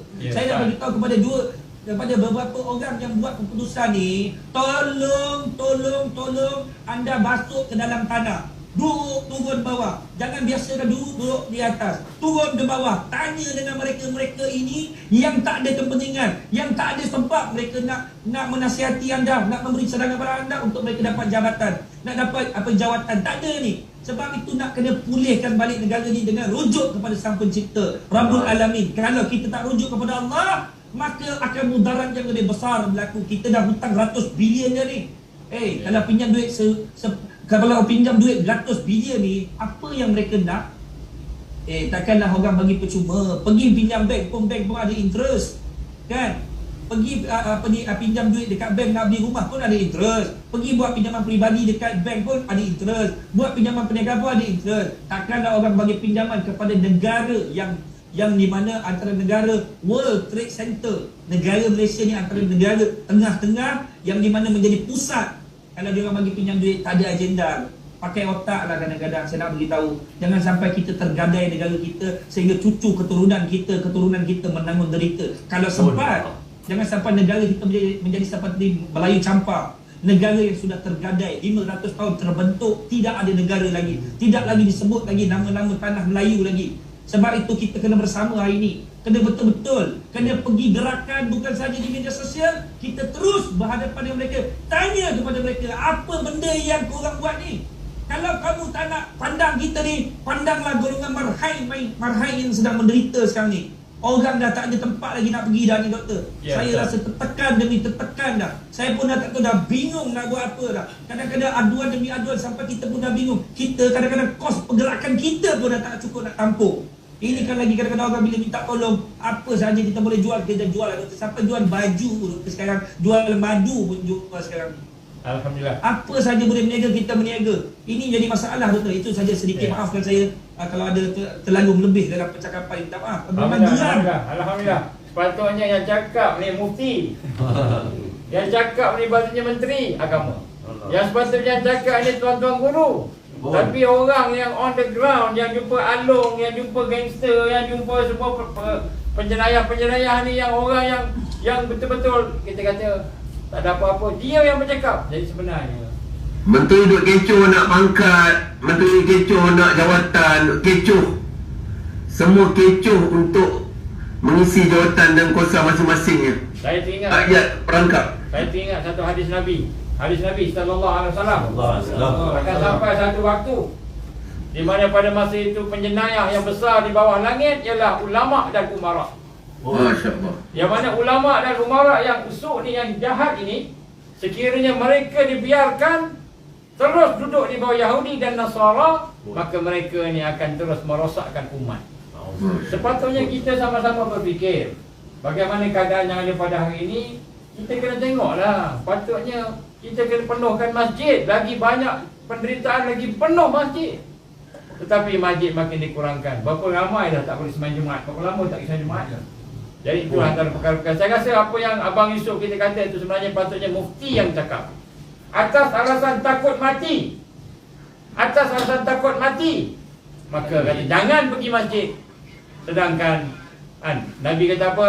Apabila sampai bencana, kat mana nak lari? Sahabat tanya, pergi ke masjid. Sampai masjid, pergi bencana, pergi ke masjid. Ini yang berlaku. Abang Tuan, Ustaz, silakan. A'udzubillahi minasyaitonirrajim. Bismillahirrahmanirrahim. Alhamdulillah. Pertama sekali duduk di antara pakar-pakar bidang ni kita rasa kecil. Jadi hari ni anda nak cakap cara orang kampung lah. Jadi cara orang kampung ni dia macam ni. Yang saya faham sangat simple. Pertama sekali saya anti vaksin, tapi saya bukan pengasuh. Maksudnya bagi pihak saya, diri saya, hak saya menolak vaksin atas sebab pemerhatian apa yang berlaku di sekeliling saya. Jadi rakan-rakan jemaah saya banyak yang kena COVID dan tidak sembuh. Jadi bila kita bagi IFM, kita nampak dia punya progres tu, alhamdulillah. Semua jemaah kita bagi. Yang mana sakit kita supply diam-diam. Tapi boleh. Takkan kerajaan kita bodoh sangat benda dia tak boleh fikir. Ayat senang. Kita nak mengadu pada kerajaan. Minta maaf. Kita tengok kerajaan sekarang lagi bodoh pada orang kampung. Dia kata macam Mani kata tadi. Tidak wajibkan ambil vaksin. Tapi tak ambil vaksin, anak tak boleh sekolah. Jadi saya pun pening, anak saya nak sekolah ni kan. Jadi kita pening. Nak juga kena juga ambil vaksin. Jadi kita kena fikir pula cara kedua. Okeylah, anak tu pergi tahfiz dah lepas ni. Mungkin ada hikmah dia. Tapi sahabat-sahabat kita yang lain macam mana? Jadi okey. Kita ada keluarkan satu surat sebenarnya. Jadi saya nak minta perbincangan semualah pakar-pakar yang ada kat sini. Mungkin bagi pihak saya dan keluarga kita boleh jawab. Tapi bagi pihak jemaah kami, diorang ni ada orang yang terpaksa follow. Jadi kita keluarkan satu surat ni, nak minta pandangan. Kita belum edar lagi surat ni. Kita belum edar, cuma nak tanyalah adakah surat ni valid ataupun kita perlukan sokongan lagi untuk menguatkan lagi surat ni. Jadi izinkan saya baca sikit isi dia. Kepada sesiapa yang berkenaan perkara penolakan muktamad vaksinasi COVID-19. Assalamualaikum warahmatullahi wabarakatuh. Saya bernama dan beralamat pembawa kad pengenalan berumur yang juga adalah ketua kepada keluarga saya lampiran 1 senada dari keluarga tidak menerima dan tidak memberi persetujuan ataupun izin dan menolak suntikan vaksinasi COVID-19 ke atas diri saya dan ke atas diri ahli keluarga saya. Penolakan ini adalah muktamad dan tiada perbincangan mengenainya perlu dilakukan. Penolakan ini adalah berdasarkan kepada yang pertama, kami tidak yakin bahawa suntikan vaksinasi COVID-19 ini adalah protokol pencegahan atau perawatan yang baik dalam mengawal penularan wabak COVID-19. Yang kedua, titah Duli Yang Maha Mulia Seri Paduka Baginda Yang Di-Pertuan Agong, yang poster hari itulah, lampiran 2, berkaitan dengan isu pelaksanaan program vaksinasi supaya kaedah menangani wabak COVID-19 hendaklah bersifat inklusif, melibatkan pelbagai pihak berkepentingan dalam semangatnya sedia mendengar, sedia mempelajari, sedia melakukan pengubahsuaian, sedia melakukan penambahbaikan dan sedia melakukan penerokaan baharu hingga berjaya meyakinkan dan berjaya mendapat kerjasama penuh pelbagai peringkat. Boleh rujuk lampiran kenyataan menyimpan mohon besar raja-raja. Yang ketiganya, kenyataan Menteri Sains, Teknologi dan Inovasi, penangkap Menteri Penyelaras Program Imunisasi COVID-19 Kebangsaan PICK, YBKJ, bahawa suntikan vaksin COVID-19 adalah sukarela dan tiada paksaan. Ni yang tadi, sukarela, tiada paksaan tapi seolah-olah memaksa. Yang keempatnya, kenyataan menurut Akta 342, Akta Pencegahan dan Kawalan Penyakit Berjangkit 1968, Menteri di Jabatan Perdana Menteri Datuk Seri Tengku Hasan telah memberi jaminan bahawa tiada kesalahan bagi individu yang menolak dari menerima suntikan vaksinasi COVID-19.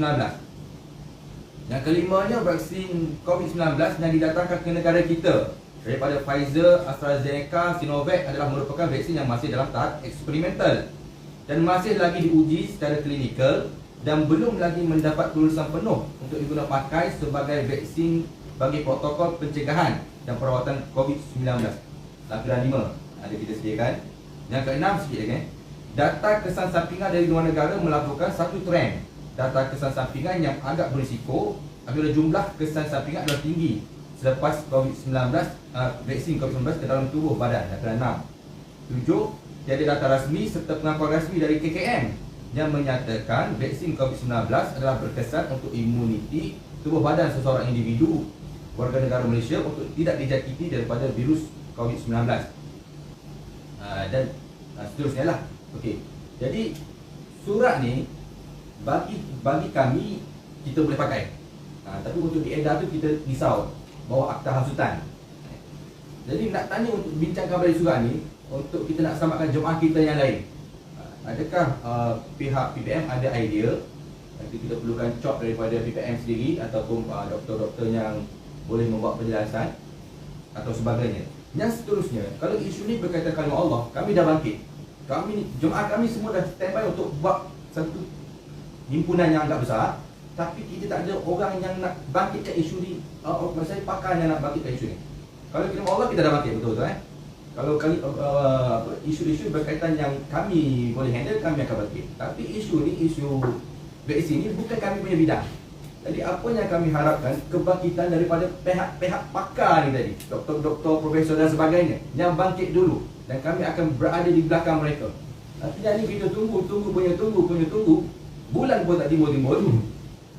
Sebulan demi sebulan meeting, tindakan masih belum kita nampak. Yang nampak tindakan yang sangat slow. Itu meeting kita, meeting standard orang kita. Pada saya, lebih pada pergerakan. Kita meeting, esok apa kita nak buat? Apa tugas saya apa? Kita nak bahagian mana? Mengumpul ahli, okey kita kumpul ahli. Jadi tugas tuan apa? Kumpul grup-grup doktor, macam tu, kita nak macam tu. Pergerakan tu yang penting. Kita penat meeting ni sebab setiap hari ada kematian. Dan kematian tu bukan jumlahnya sedikit, sangat banyak.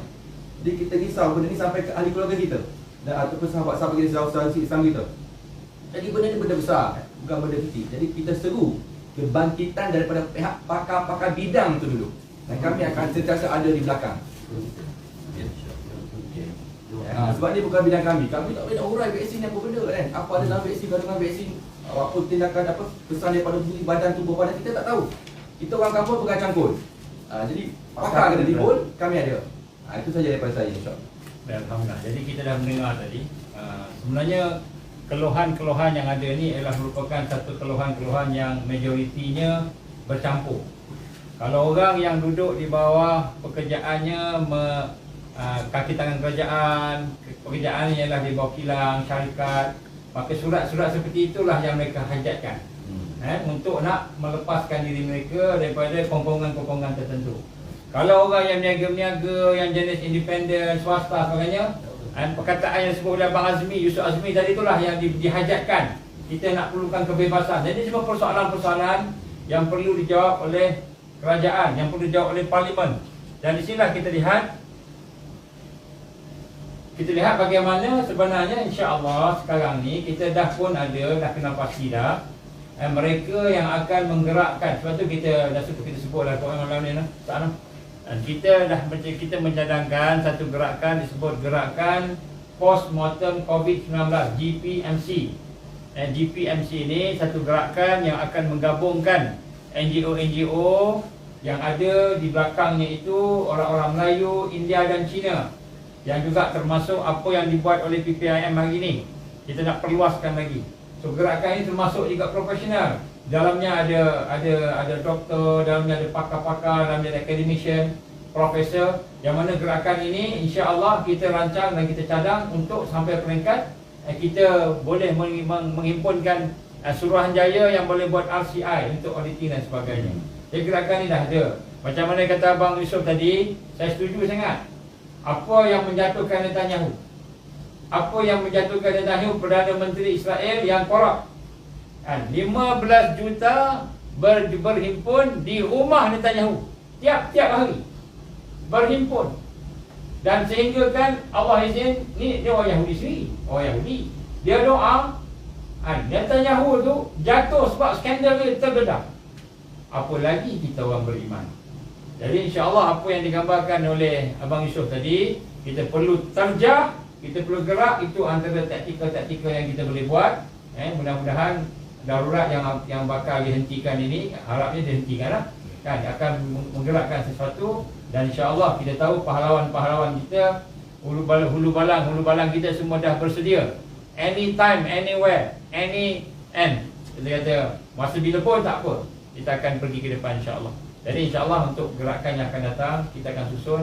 Tunggulah hari Isnin ni insya-Allah kita akan ada satu pengumuman daripada wakil-wakil NGO yang mana kita akan melancarkan satu gerakan yang lebih besar daripada hari ini bersama-sama dengan moto kita untuk menyelamatkan negara, tanpa melanggar perlembagaan, tanpa melanggar undang-undang, dan pada masa sama bersama dengan sokongan Majlis Kaji-Kaji.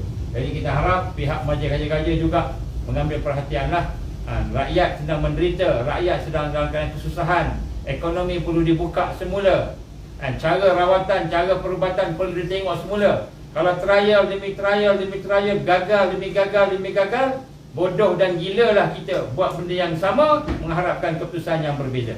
Jadi kalau kita buat aja, kita bodoh dan gila. Jadi sebab tu insya-Allah mudah-mudahan kita akan teruskan solat hajat kita, buka pintu hati pimpinan kita, buka pintu hati rakyat supaya bersatu, dan mudah-mudahan Allah akan jatuhkan, binasakan mereka yang menjadi musuh kepada negara, duri dalam daging, orang-orang yang menjadi musuh dalam selimut. Kita doakan supaya mereka hancur secepat mungkin, supaya kita dapat buat sesuatu yang lebih besar negara kita insya-Allah.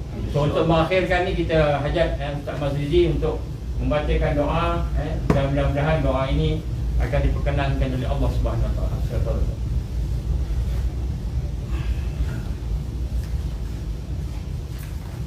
Bismillahirrahmanirrahim. Sebelum doa ni, saya nak beri sikit intro kepada pihak semua yang melihat live ini. Pertamanya saya nak menyampaikan pesan dan peringatan kepada kerajaan kita. Pertamanya, jangan jadikan percaturan anda dengan cara yang zalim. Kerana wajib atas pemerintah itu berlaku adil. Kerana Allah melarang kita untuk menolong orang yang zalim. Wala tarkanu ilal ladzina zalamu fatamassakumun nar. Dan jangan kamu menjadi penolong. Karena siapa yang menolong orang yang zalim, dia juga akan disambar oleh api neraka Allah Subhanahu Wa Taala. Yang kedua, jangan menjadi penolong kepada orang yang khianat. Amanah yang diberi untuk menolong rakyat akhirnya seperti menganiaya dan menzalimi rakyat. Itu orang khianat. Allah melarang kita menyokong orang yang khianat. Wala taqulil khainina khasima. Dan jangan kamu jadi penolong kepada orang yang khianat.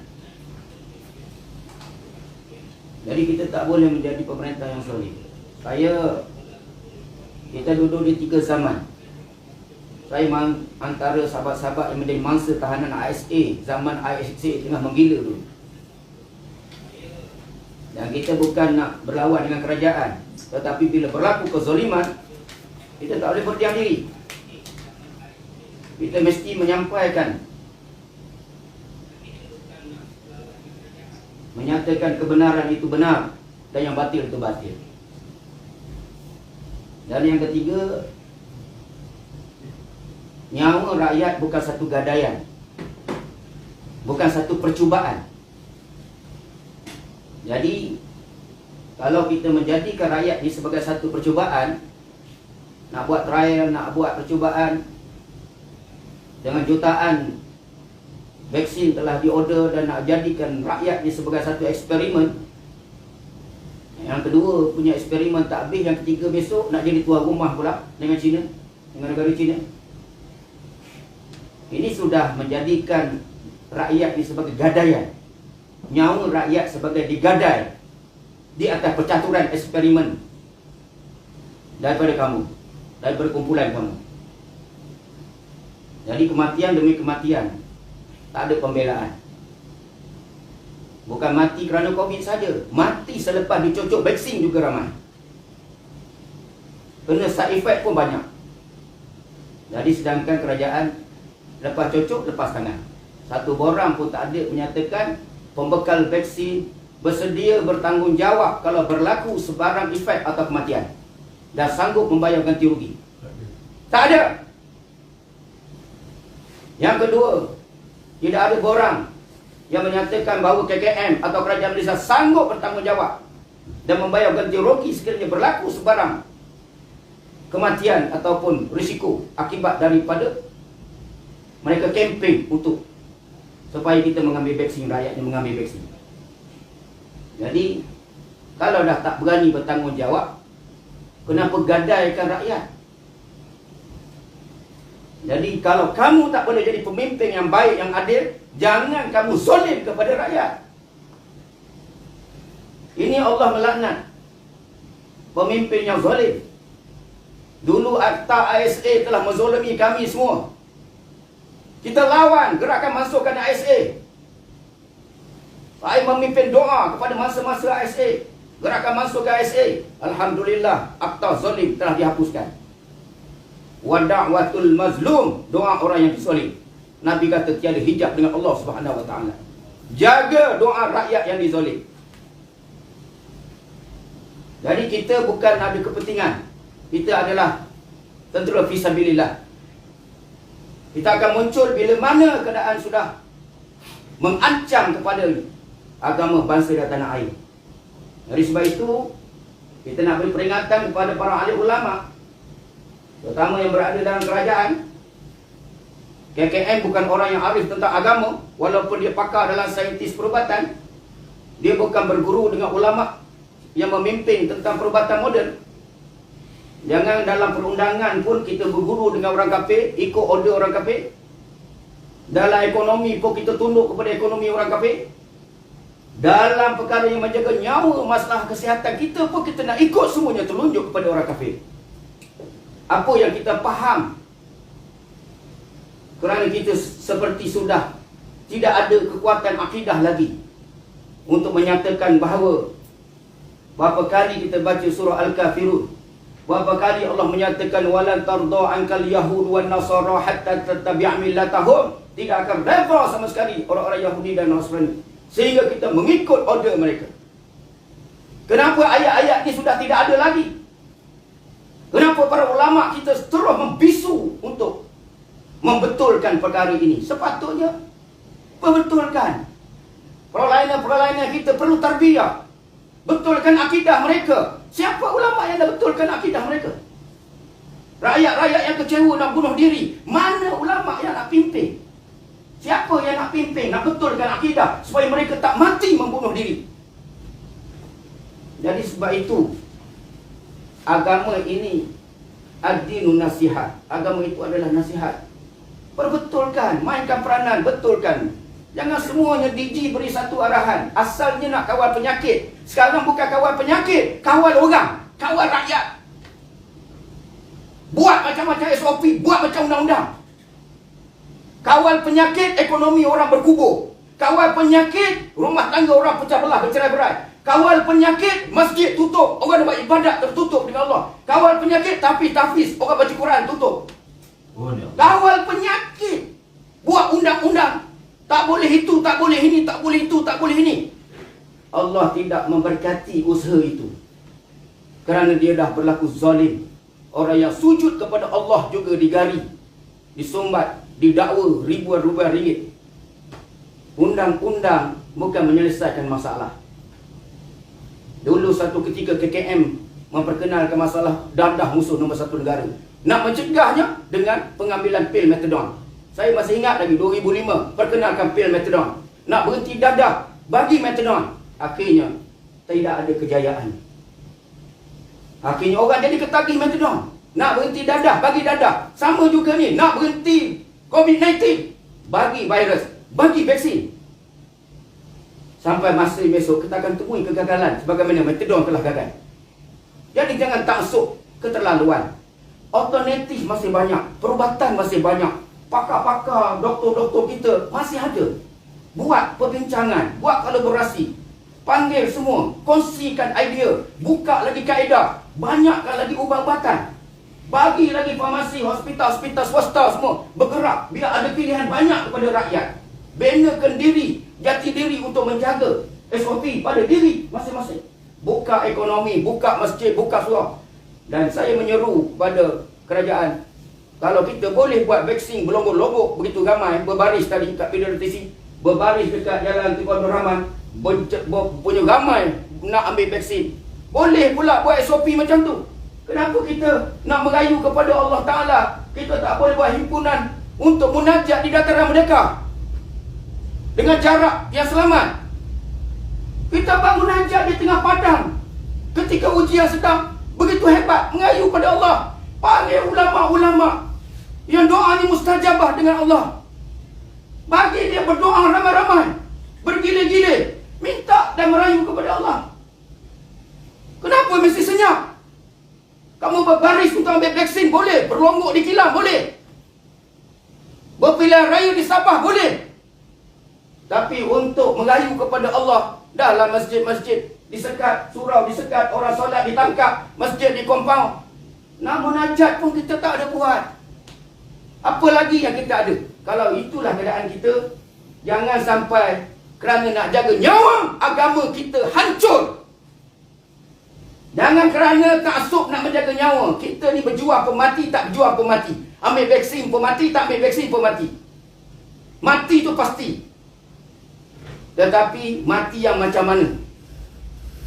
Allah mengajar kepada kita, allazina iza asabathum musibah. Orang-orang beriman apabila ditimpa kepada mereka musibah, qalu inna lillah wa inna ilaihi raji'un. Mereka berkata, sesungguhnya kami ini milik Allah dan kepada Allah lah kami akan kembali. Balik kepada Allah, bertaubat kepada Allah.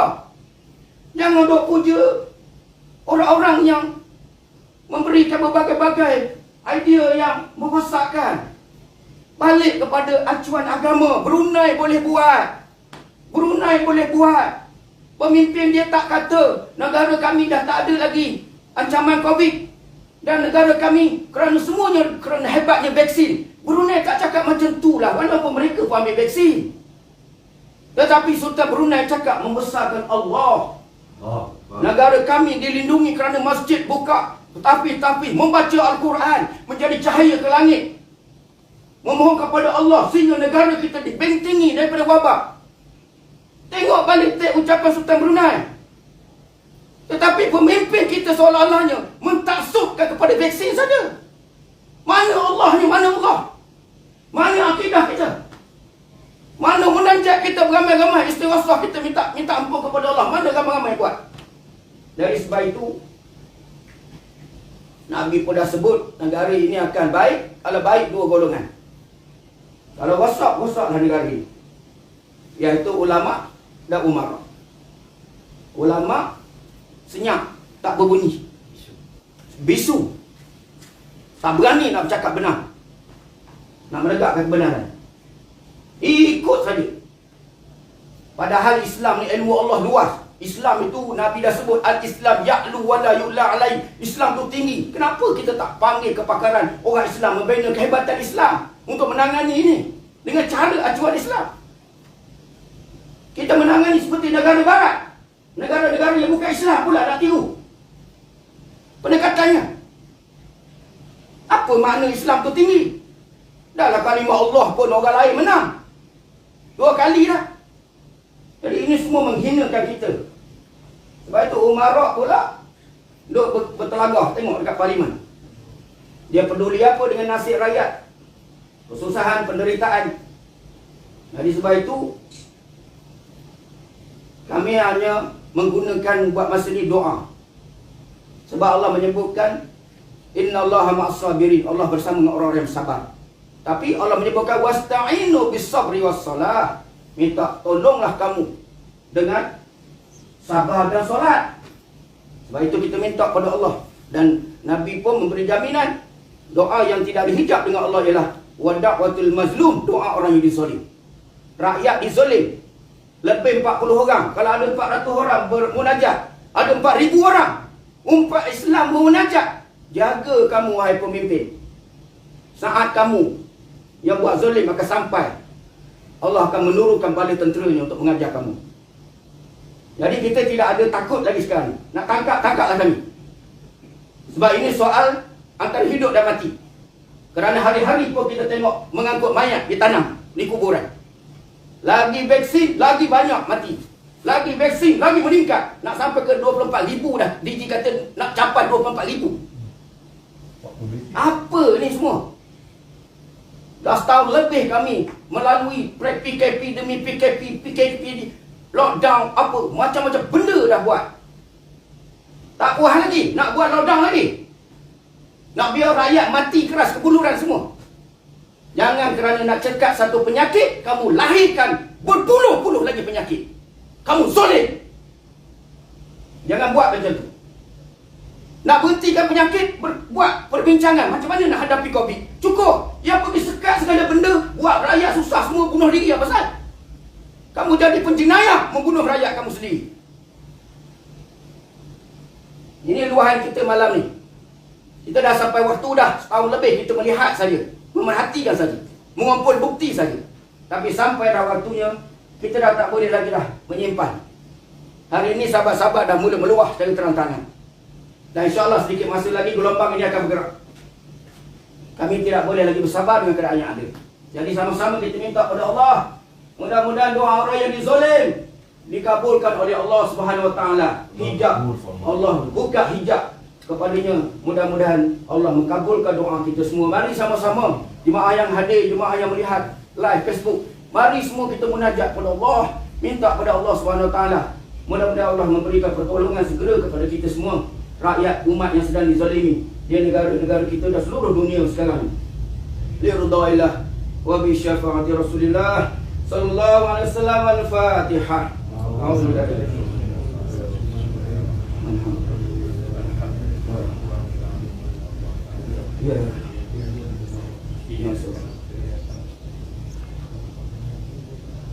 أعوذ بالله من الشيطان الرجيم. بسم الله الرحمن الرحيم. الحمد لله رب العالمين. آمين. والصلاة والسلام على أشرف الأنبياء والمرسلين سيدنا وحبيبنا وشفيعنا محمد صلى الله عليه وسلم وعلى آله وصحبه أجمعين.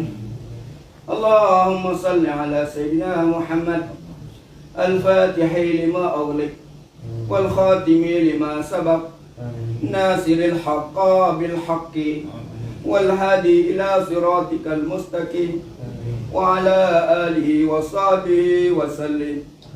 اللهم صل على سيدنا محمد. اللهم صل على سيدنا محمد صلاة تلقي بها الرعب والحيبات في قلوب الكافرين والظالمين والمفسدين والمشركين والحاسدين والمنافقين وعلى آله وصحبه وسلم. اللهم صل على سيدنا محمد صلاة تدفع بها سحرا والعداء وتسلمنا بها من جميع الأمراض والغلاء والبلاء وعلى آله وصحبه وسلم. اللهم صل على سيدنا محمد صلاة تدفع بها عنا طعنا والطاعون يا من إذا أراد شيئا أن يقول له كن فيكون.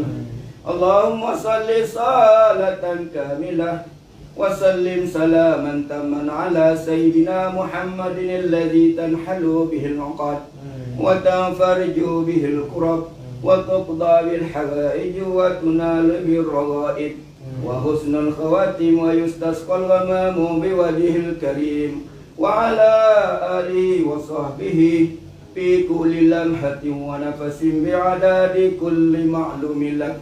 اللهم صل على سيدنا محمد صلاة تفتح لنا بها التيسير وتغلق بها عنا باب الشر والتعسير وتكون لنا بها وليا ونصيرا يا نعم المولى ويا نعم النصير بجاه البشير النذير والقمر المستدير وعلى آله وصحبه وسلم. اللهم صل على سيدنا محمد طب القلوب ودوائها وعافية الأبدان وشفائها ونور الأبصار وضيائها وعلى آله وصحبه وسلم. اللهم صل على سيدنا محمد صلاة تنجنا بها من جميع الأهوال والآفات وتقضي لنا بها جميع الحاجات وتطهرنا بها من جميع السيئات وترفعنا بها عندك على الدرجات وتبلغنا بها أقصى الغايات من جميع الخيرات في الحياة وبعد الممات إنك على كل شيء قدير. اللهم إنا نشكو إليك يا مغيث المستغيثين الملهوبين إن العداء يعتمدون في ظلمهم وبغيهم علي على ما له من شجاعة أو قوة أو مكر أو مكانة أو كسرة رهط أو مال أو آلة أو سلاح وإنا عبدك الضعيف يا الله إنا عبدك الضعيف يا الله إنا عبدك الضعيف يا الله وأنت ربي القادر القاهر فوق عبادك وخلقت لا أعتمد ولا أتوكل إلا عليه. اللهم اجعل أفئدة من الناس تهوي إليهم وارزقهم قوة غالبة على كل باطل والظالم وفاحش وسوء لعلهم يتقون. اللهم أعز الإسلام والمسلمين وأذل الشرك والمشركين والكفر والكافرين والنفاق والمنافقين والظلم والظالمين وانصرنا على هؤلاء الذين يعيدوننا ويصدوننا عن سبيل الله. اللهم أعز الإسلام والمسلمين اللهم انصر الدعاة والمجاهدين اللهم انصر المظلومين والمستضعفين اللهم انصر المجاهدين في كل مكان اللهم انصر المجاهدين في ماليزيا اللهم انصر المجاهدين في ماليزيا اللهم انصر المجاهدين في ماليزيا اللهم انصر المجاهدين في ماليزيا.